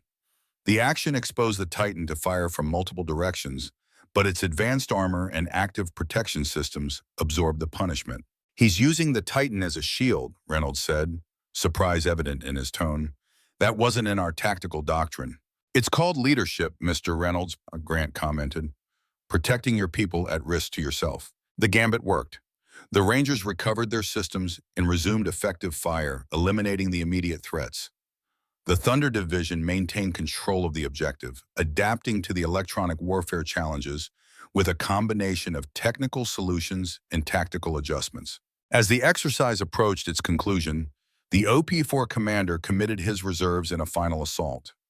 Smoke obscured much of the battlefield, limiting visual observation, while jamming continued to degrade electronic sensors.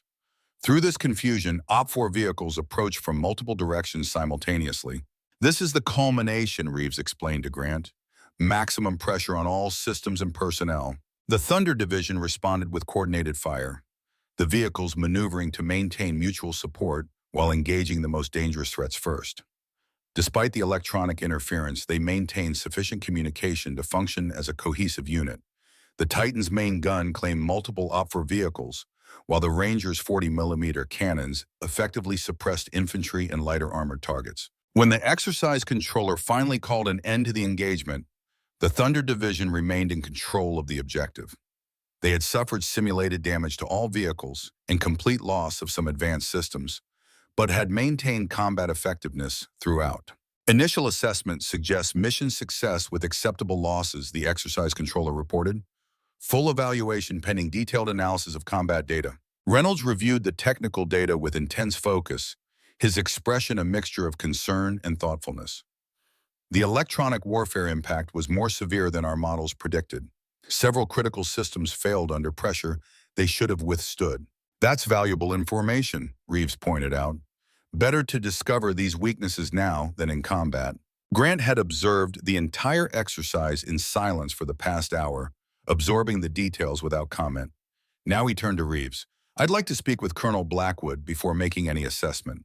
His perspective from inside the Titan will be informative. Of course, Senator, Reeves agreed. The vehicles are returning to the assembly area now. We can meet them there. As they prepared to depart the command post, Reynolds approached Grant directly.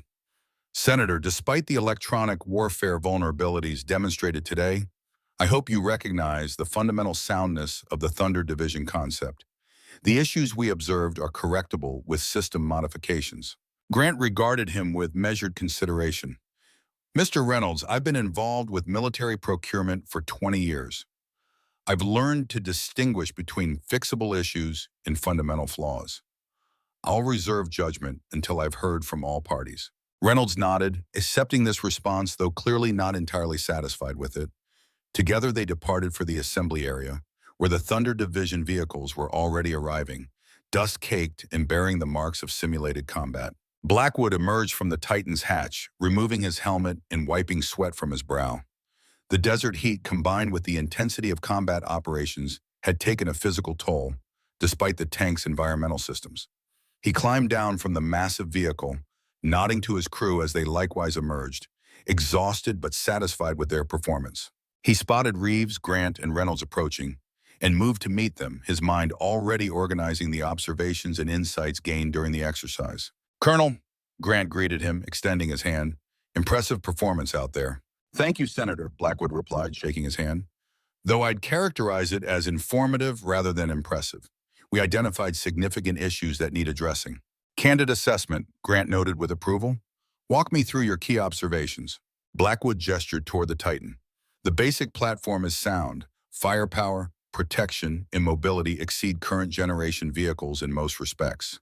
The autoloader performed flawlessly, the active protection system intercepted multiple threats successfully, and the advanced armor withstood impacts that would have disabled an Abrams." He paused, turning to Reynolds. "But the integrated battle management system is vulnerable to sophisticated electronic attack. When compromised, it degraded multiple other systems, creating cascading failures that reduced overall combat effectiveness. The reliance on networking between vehicles creates a critical vulnerability that could be exploited by near-peer adversaries." Reynolds frowned. "The exercise conditions were extreme, beyond what our design parameters anticipated." "Combat rarely conforms to design parameters," Blackwood countered. "These vehicles will face enemies specifically targeting their advanced systems. We need greater resilience or more effective redundancies and improved isolation between critical subsystems." "That would require significant redesign," Reynolds protested. "Then that's what we need," Blackwood stated firmly. "These are fundamentally good vehicles, Mr. Reynolds, but they're not ready for combat deployment, not yet." Grant had been listening intently, his expression thoughtful. "What about the Thunder Division concept itself? The integration of tanks and infantry fighting vehicles in networked formations? Is that viable?" Blackwood considered the question carefully. "The concept has merit.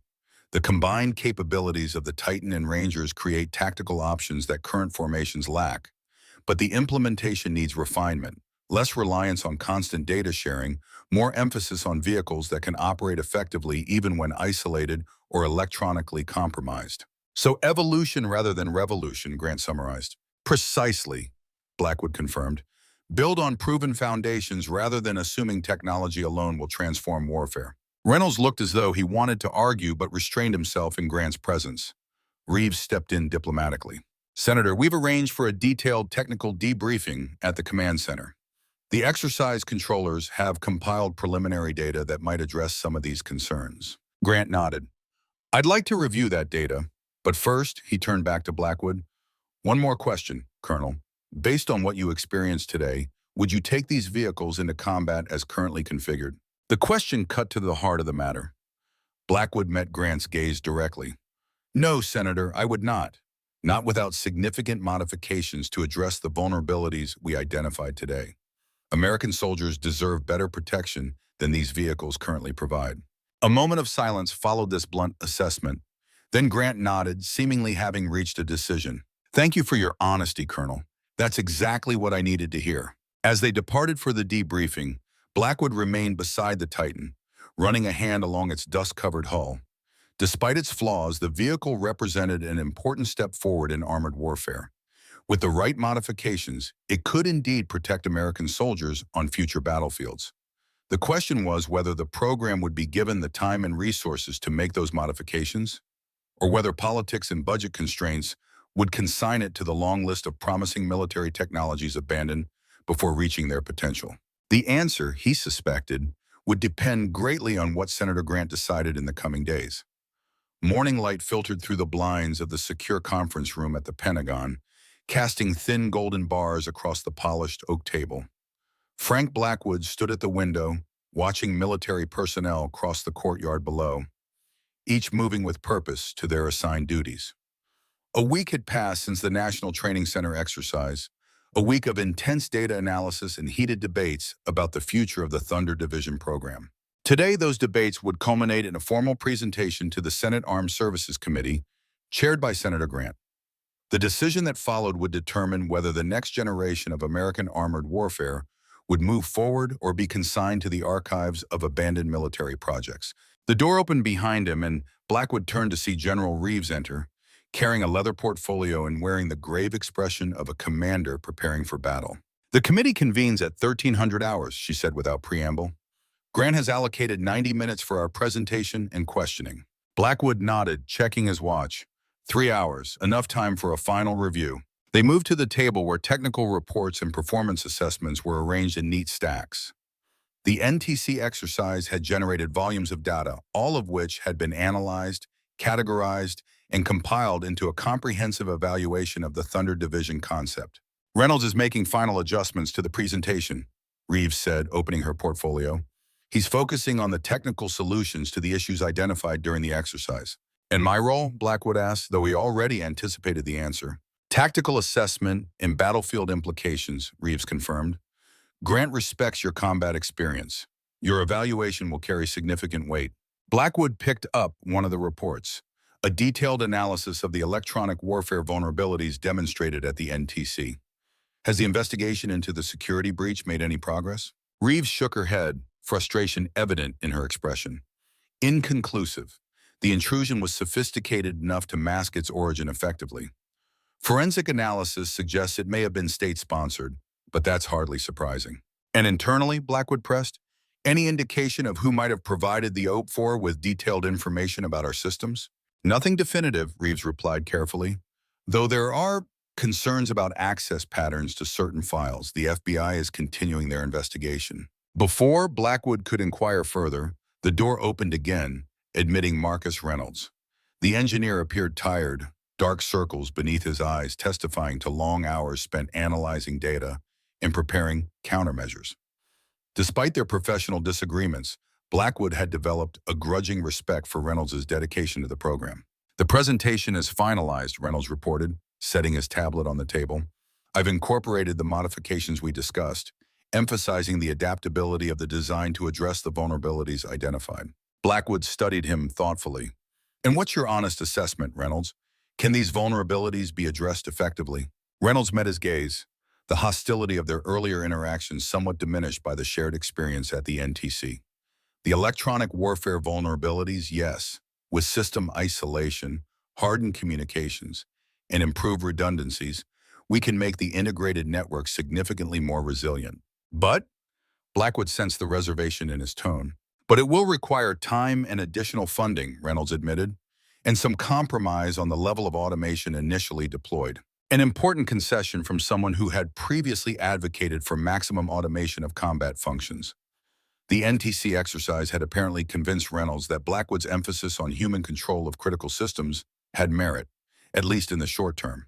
"What about the active protection system?" Blackwood asked, referencing another vulnerability identified during the exercise. "The targeting sensors were compromised by the electronic attack." "We've developed a distributed sensor network with improved isolation," Reynolds explained. "If one sensor cluster is compromised, others can maintain coverage. It reduces efficiency but drastically improves resilience." Blackwood nodded his approval. This was precisely the kind of practical adaptation he had advocated, trading some degree of peak performance for reliable operation under battlefield conditions. "We should review the presentation together," Reeves suggested, bringing them back to the immediate task. "Ensure our message is consistent and addresses the committee's likely concerns." For the next hour, they worked through the presentation methodically, adjusting emphasis and anticipating questions.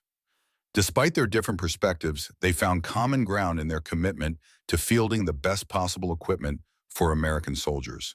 The NTC exercise had provided clarity that theoretical debates could not, highlighting both the promise of the Thunder Division concept and the practical challenges it faced. As they concluded their review, an aide entered the conference room. General Reeves, there's a secure call for you from Fort Carson. They say it's urgent. Reeves excused herself to take the call in an adjoining room. Blackwood and Reynolds continued refining their presentation points, their previous animosity reduced by the shared goal of convincing the committee to continue the program. You know, Reynolds said after a moment of silence, I've been thinking about what happened in Baghdad with Torres. Blackwood looked up, surprised by the shift in topic.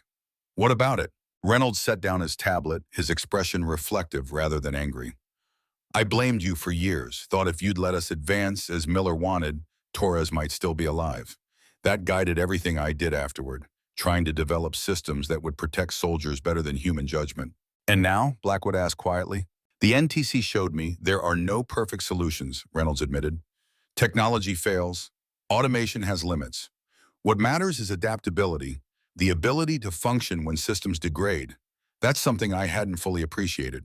Before Blackwood could respond, Reeves returned, her expression tense. There's been another breach at Fort Carson. More sophisticated than the last. They accessed the revised designs, the ones with our proposed modifications. Blackwood stood, immediately alert. When? Last night. The cyber defense team only detected it this morning. This timing isn't coincidental, Blackwood stated flatly. Someone wants to undermine our presentation to the committee. Or gather intelligence on our proposed improvements, Reynolds suggested, already considering the implications. If it's a foreign power, they could be assessing our adaptations to incorporate countermeasures into their own systems. Either way, we need to inform Grant before the hearing, Reeves decided. Transparency is essential given the circumstances. Blackwood nodded agreement, but his mind was working through the pattern of breaches and their timing. There was something deliberate in the sequence, something targeted, and he had a growing suspicion about who might be responsible. What was accessed specifically, he asked Reeves. The updated electronic warfare countermeasures primarily, she replied. The exact modifications Reynolds developed to address the vulnerabilities demonstrated at the NTC. Blackwood exchanged a glance with Reynolds, seeing the same concern reflected in the engineer's expression. This wasn't just intelligence gathering. It was a deliberate effort to stay one step ahead of their improvements, to ensure that whatever countermeasures they developed could be circumvented. We need to adjust our presentation, Blackwood said. Acknowledge the breach, but emphasize that it reinforces the need for the Thunder Division program with enhanced security protocols. If anything, this makes our case stronger, not weaker. Reeves nodded. I agree. Reynolds, can you incorporate this into the technical section? Already considering how to frame it, Reynolds confirmed, his fingers moving rapidly over his tablet. We'll emphasize our adaptive response capability, the ability to evolve countermeasures continuously. As Reynolds worked, Blackwood moved closer to Reeves, lowering his voice. I think we should look more closely at General Larson. Reeves raised an eyebrow. The Pentagon liaison? Why? His access patterns, the timing of these breaches, his initial resistance to my involvement, Blackwood listed. It's circumstantial but worth investigating. Larson has been with the program from the beginning, Reeves noted, though her expressions suggested she was taking the concern seriously. He has all the necessary clearances, which would make him an ideal source for someone seeking inside information, Blackwood pointed out. He could access everything without raising alarms. Reeves considered this. I'll speak with the FBI investigators, have them review his activities more thoroughly, but discreetly. If he is involved, I don't want to alert him before we have evidence. Blackwood agreed with this approach. Accusations against a general officer required solid proof, especially with the committee hearing hours away. For now, their priority had to be presenting the most compelling case possible for the Thunder Division program. As noon approached, they gathered their materials and departed for Capitol Hill, where the fate of America's future armored forces would be decided. The journey through Washington's midday traffic gave Blackwood time to reflect on the path that had led him here, from desert battlefields to political arenas. Different kinds of warfare, but both requiring strategy, adaptability, and the courage to face opposition. The hearing room in the Russell Senate office building was imposing by design, its high ceiling and wood-paneled walls creating an atmosphere of formal gravity. The members of the Armed Services Committee sat on an elevated dais, their expressions ranging from polite interest to open skepticism. Senator Grant occupied the chairman's position at the center, his military bearing evident even in civilian attire. As Blackwood, Reeves, and Reynolds took their seats at the witness table, Grant called the session to order with a sharp rap of his gavel. This committee meets today to evaluate the continued funding of Project Thunder Division, the Next Generation Combat Vehicle Initiative, Grant announced. We will hear testimony regarding recent testing, performance metrics, and recommendations for future development. He turned his attention to the witnesses. General Reeves, you may begin your presentation. Reeves rose, activating the display screens positioned for the committee's viewing. Thank you, Mr. Chairman. Members of the committee, I appear before you today to present our assessment of the Thunder Division program following comprehensive testing at the National Training Center. She proceeded with a concise overview of the program's objectives, the performance of the prototype vehicles during testing, and the strategic implications for American ground forces in potential future conflicts. Her presentation was polished, professional, and direct, acknowledging challenges while emphasizing capabilities. Despite identified vulnerabilities, particularly in electronic warfare resistance, the Thunder Division concept demonstrated significant advantages over current generation systems in firepower, protection, and integrated operations, Reeves concluded. With your permission, Mr. Chairman, I would like Mr. Reynolds to present the technical aspects of our evaluation, followed by Colonel Blackwood's tactical assessment. Grant nodded his approval and Reynolds took the floor. His presentation focused on the technical performance of both vehicles with detailed analysis of systems, effectiveness, and proposed modifications to address vulnerabilities.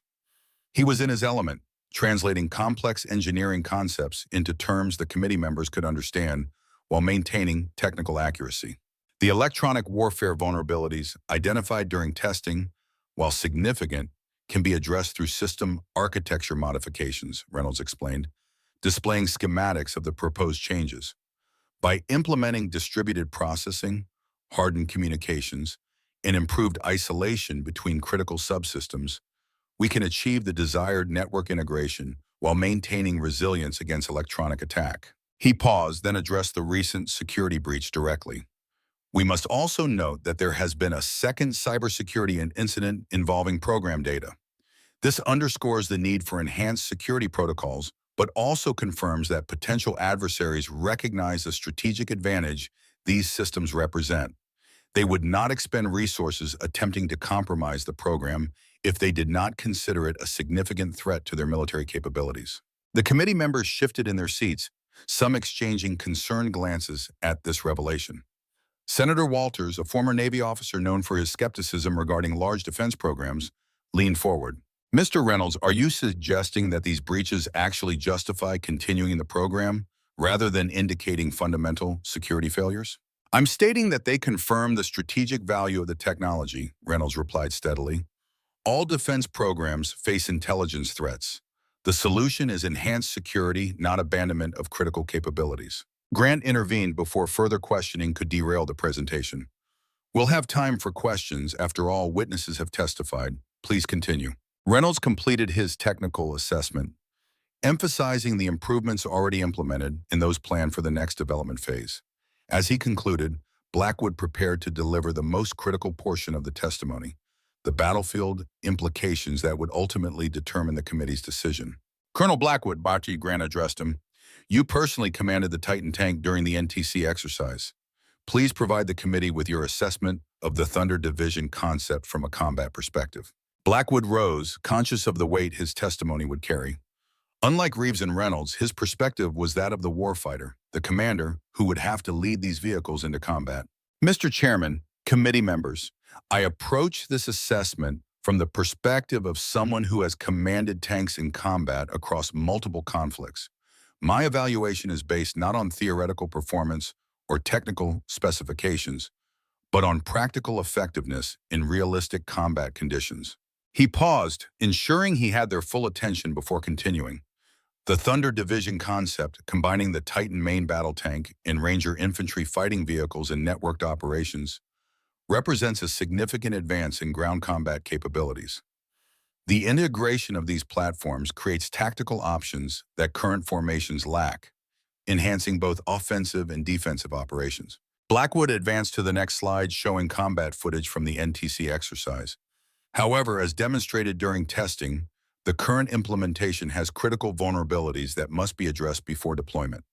The integrated battle management system, while providing unprecedented situational awareness when functioning optimally, creates a single point of failure that sophisticated adversaries will target. He detailed the specific vulnerabilities identified during testing, but then shifted to the strengths demonstrated even under adverse conditions. Despite electronic attack that degraded network performance, both vehicles maintained core combat capabilities through redundant systems and crew adaptation. This resilience can be enhanced through the modifications Mr. Reynolds has outlined, creating platforms that combine advanced technology with the robustness essential for battlefield survival. Blackwood concluded with his final assessment. With the proposed modifications implemented and verified through additional testing, I believe the Thunder Division concept represents the most effective approach to maintaining American ground combat superiority against near-peer adversaries. The alternative, continuing to field increasingly outdated systems against rapidly modernizing potential opponents, creates an unacceptable risk to our forces and our national security interests. As Blackwood returned to his seat, Grant opened the floor for questions. For the next hour, committee members probed various aspects of the program, from technical details to strategic implications to cost projections. Reeves, Reynolds, and Blackwood fielded these inquiries, their responses coordinated yet reflecting their different areas of expertise. Senator Walters remained the most skeptical, challenging cost projections and questioning whether the vulnerabilities could truly be addressed effectively. It seems to me, he commented, that we're committing billions to a concept that has already demonstrated significant weaknesses before even reaching production. All major weapon systems face development challenges, Reeves countered. The M1 Abrams experienced transmission failures during early testing. The F-35 program confronted software integration issues far more severe than what we've encountered. The measure of a program is not whether it faces obstacles, but how effectively it addresses them. Other committee members raised concerns about production timelines, maintenance requirements, and training implications. Throughout the questioning, Grant remained largely silent, observing the exchanges with thoughtful attention. Finally, as the allocated time drew to a close, Grant addressed the witnesses directly. I have one final question. In your professional judgment, what are the consequences if this committee chooses not to continue funding the Thunder Division program? Reeves responded first. Mr. Chairman, without Thunder Division or an equivalent program, our ground forces will face increasingly capable adversaries with outdated equipment. The combat overmatch we have relied upon for decades will erode, potentially leading to increased casualties in future conflicts. Reynolds followed. From a technical perspective, discontinuing the program means surrendering the technological initiative to potential adversaries. China is developing similar capabilities.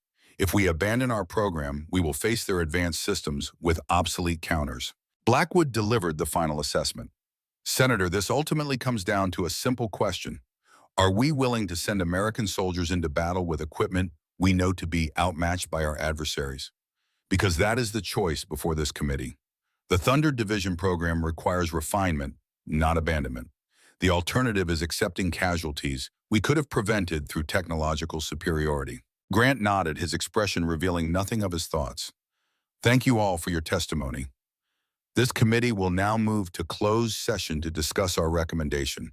You will be notified of our decision promptly. With a final rap of his gavel, he concluded the public hearing. As the witnesses gathered their materials and prepared to depart, Blackwood noticed a familiar figure entering the room through a side door. Brigadier General Larson, who had been conspicuously absent from the preparation meetings, now approached Senator Grant. They exchanged brief words before Grant followed Larson into an adjoining room, closing the door behind them. Reeves had noticed the exchange as well. Interesting timing, she murmured to Blackwood as they exited the hearing room. Larson hasn't been involved in the preparation for this hearing at all. And yet he arrives just in time for the closed session, Blackwood observed. As the Pentagon liaison, he'll have significant input on the technical aspects. You still think he's involved in the breaches? Reeves asked quietly as they walked through the marble corridors of the Senate building. I think it's worth investigating thoroughly, Blackwood replied. His access, his opposition to my involvement from the beginning, his absence during critical preparation periods, it forms a pattern. Reynolds joined them as they reached the building's entrance. How do you think it went? We made our case as effectively as possible, Reeves assessed. The rest is politics. Grant seemed attentive, Blackwood added. That's usually a positive sign. But Walters remains opposed and he carries influence with several committee members. So we wait, Reynolds concluded, gazing out at the Capitol dome gleaming in the afternoon sun.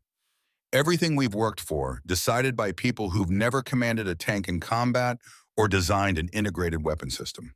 Welcome to Washington, Reeves responded with a hint of resignation, where military decisions are often made for political reasons. They departed for the Pentagon, where they would await the committee's decision. The coming hours would determine not just the fate of the Thunder Division program, but potentially the future of American armored warfare for decades to come. 2 days passed without word from the committee.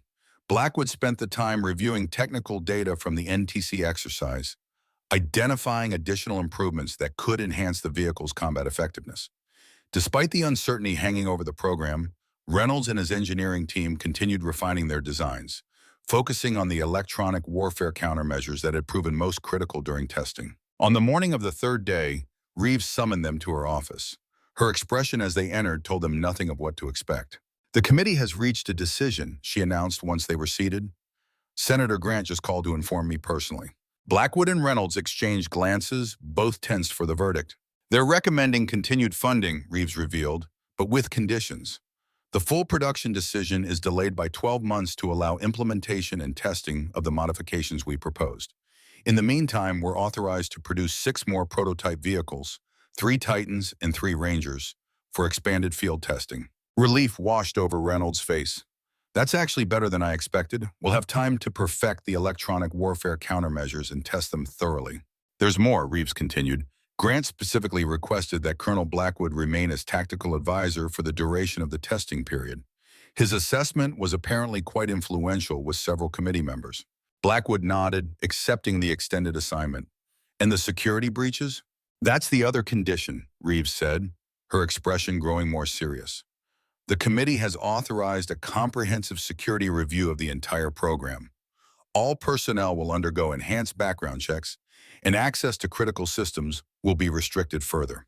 Directed at anyone in particular? Reynolds asked, glancing at Blackwood. Not officially, Reeves replied, but Grant mentioned to me privately that certain access patterns had drawn the committee's attention. They're particularly concerned about connections between Pentagon personnel and defense contractors working on competing programs. Blackwood absorbed this information. Larson, it seems your suspicions weren't unfounded, Reeves confirmed. The FBI found evidence that he accessed restricted files immediately before both security breaches, and they've traced communications between him and executives at Atlas Defense. Atlas, Reynolds repeated, recognition dawning on his face. They've been developing their own next-generation combat vehicle, the Hunter program. Precisely, Reeves confirmed. It appears Larson was providing them with our technical data to help them refine their competing design while simultaneously undermining confidence in our program within the Pentagon. Corporate espionage backed by a general officer, Blackwood said, disgust evident in his tone. Has he been arrested? Not yet. The investigation is ongoing, building a comprehensive case, but he's been reassigned away from any connection to the Thunder Division program. The revelation casts their recent struggles in a new light. The security breaches, the OPFOR's detailed knowledge of their systems at the NTC, the persistent opposition within the Pentagon, all part of a coordinated effort to undermine their program for the benefit of a rival contractor. So what happens now? Reynolds asked. We get back to work, Reeves stated simply. We have 12 months to transform these prototypes into battle-ready systems that can withstand the most sophisticated threats our adversaries can deploy. The committee's decision gives us the opportunity, but the real test still lies ahead. Blackwood nodded his agreement. We know what needs to be fixed.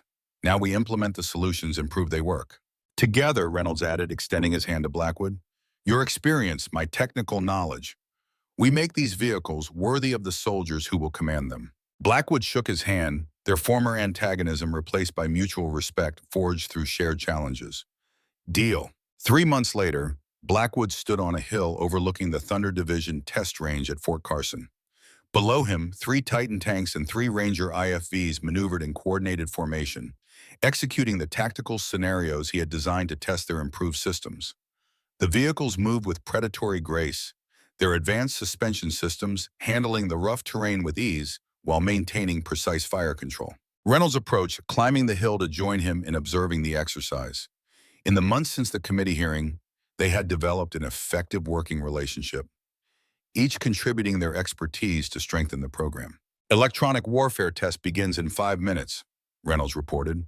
We've enhanced the jamming systems beyond anything we faced at the NTC. If they can maintain combat effectiveness through this, they can handle anything China or Russia might deploy. Blackwood nodded, watching as the vehicles took up defensive positions in preparation for the electronic attack. The crews have improved significantly. They understand the systems better now, know how to adapt when automation is compromised. That was your contribution, Reynolds acknowledged, emphasizing crew training and manual backups. I was too focused on perfect automation, not realistic resilience. And your redesigned architecture makes that resilience possible, Blackwood replied. Distributed processing, system isolation, hardened communications, the best of both approaches. As they spoke, the electronic warfare systems activated, bathing the test range in invisible energy designed to disrupt communications and sensor systems. On previous occasions, such attacks had degraded vehicle performance significantly. Today, the Thunder Division formation maintained cohesion, their modified systems resistant to interference, while their crews implemented the adaptive tactics Blackwood had developed. It's working, Reynolds observed with quiet satisfaction. The network is degraded but not disabled, exactly as designed. Blackwood studied the vehicle's movements, noting how they adjusted to the electronic attack without losing combat effectiveness. They're maintaining at least 80% capability under maximum jamming. That's the difference between victory and defeat on the modern battlefield. They watched in silence as the exercise continued, the Thunder Division vehicles engaging simulated targets while operating under electronic attack. Their performance validated months of intense development work, confirming that the vulnerabilities identified at the NTC had been effectively addressed. We're not finished, Reynolds noted. There are still improvements to make, systems to refine, but we're on the right track. For the first time, I believe these vehicles are ready for combat, Blackwood agreed. Not perfect, but effective, capable of protecting their crews while accomplishing their mission, even against the most sophisticated threats. As the exercise concluded, Blackwood reflected on the journey that had brought him here. Called from retirement to evaluate a troubled program, he had found himself engaged in one final mission to ensure America's armored forces remained dominant on future battlefields. It hadn't been the combat command of his earlier career, but in many ways it had been just as important. The lives of future tank crews would depend on the work they had done here, the improvements they had implemented, the vulnerabilities they had addressed. You know, Reynolds said, breaking the silence, when they first told me you were joining the program, I was furious. I thought you represented everything outdated in military thinking, clinging to old tactics while technology moved forward. And now, Blackwood asked? Reynolds gestured toward the vehicles below. Now I understand that the best solutions combine innovation with experience, technology and human judgment, working together. These vehicles are better because they incorporate both our perspectives. Blackwood nodded his agreement. The future of warfare will always include humans making critical decisions, Reynolds. We can augment their capabilities with technology, protect them with advanced systems, but we can't remove them from the equation, not if we want to win. As the sun began to set behind the mountains, casting long shadows across the test range, they descended the hill to join the crews for debriefing. The Thunder Division program still faced challenges, from final testing to production decisions to eventual deployment. But the fundamental question had been answered. American armored forces would enter the next era of warfare with vehicles capable of dominating the battlefield while protecting their crews. For Blackwood, it represented the culmination of a career spent advancing the art and science of armored warfare. He had commanded tanks from the Cold War through the Gulf War and beyond, witnessing the evolution of battlefield technology while maintaining focus on the fundamentals that never changed. Now he had helped shape the next generation, ensuring that the lessons of the past inform the innovations of the future. Thunder Division would roll forward, ready to face whatever threats emerged on the horizon, and though he would not command these vehicles in combat himself, his influence would be present in every engagement, his experience embedded in their design and tactics. It was a different kind of legacy than he had once envisioned, but perhaps a more enduring one. As he joined the crews gathering around the vehicles, Blackwood felt a profound satisfaction. These machines, forged from American innovation and refined through combat experience, would carry forward the proud tradition of American armored forces. They would protect the next generation of tank commanders as they faced the uncertain challenges of future battlefields, equipped with the best technology their nation could provide. It was, he reflected, the most meaningful final mission a tank commander could ask for.